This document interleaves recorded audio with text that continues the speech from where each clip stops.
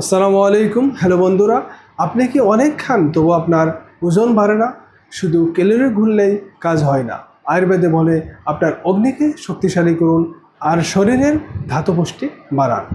প্রথমে বলছি দীপানা পালসানা, অর্থাৎ পেটের আগুনগুলোকে শক্তিশালী করুন।